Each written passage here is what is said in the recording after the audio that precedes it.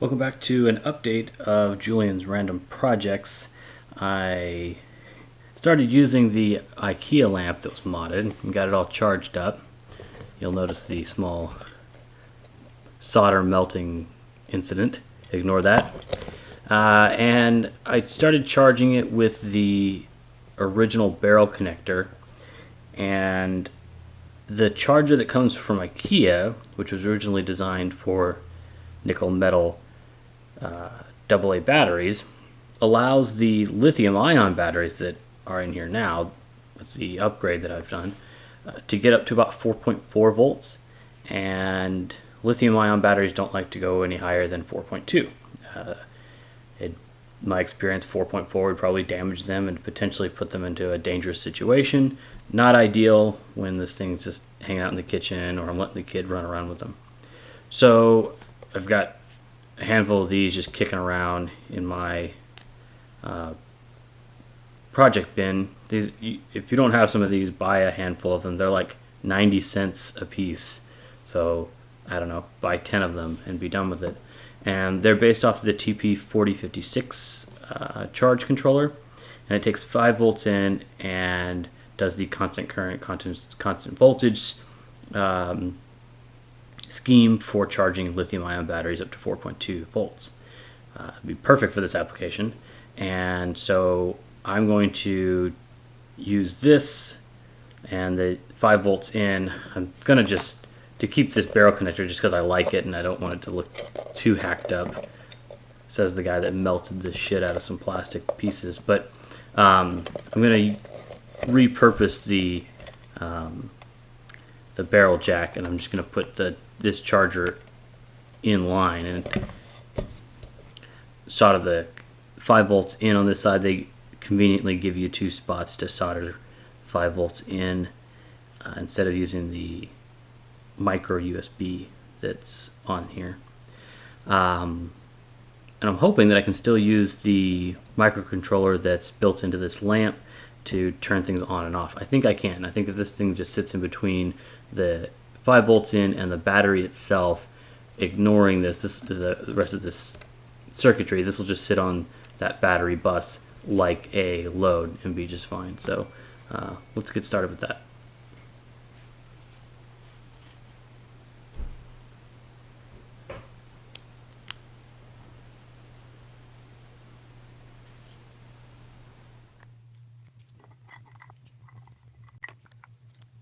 Let's make sure it's working before we button it up.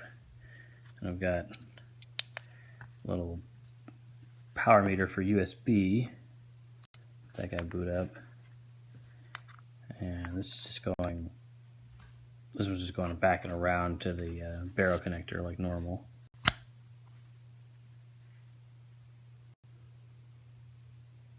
And there we go.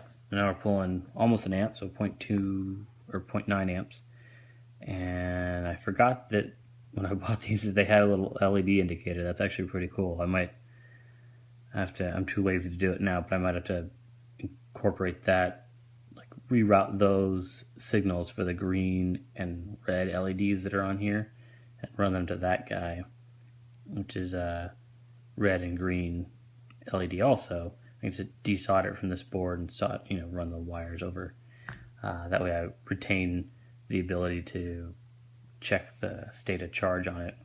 It's pretty cool that it's pulling 0.9 amps because previously when this guy was charging with the stock IKEA board, it was only pulling 400 milliamps or 0.4 amps. So now we're charging more than twice as fast, which is pretty cool. That'll help when you go to bundle this with a solar panel or something, or just want to top it off because it got used. Alright, so now let's check our voltage. Rock solid, very nice. This guy's getting a little warm. Now I'll wrap it in Kapton tape instead of like duct tape or something. Because it's gonna get warm. I could have run this USB plug to the outside here, but I like the clean look of this barrel connector, even though it's just a barrel connector and you'd have to go find this cable to use with it. It's got its own little port on the back side. I like that, so we're going to leave it alone. All right, let's button this thing up.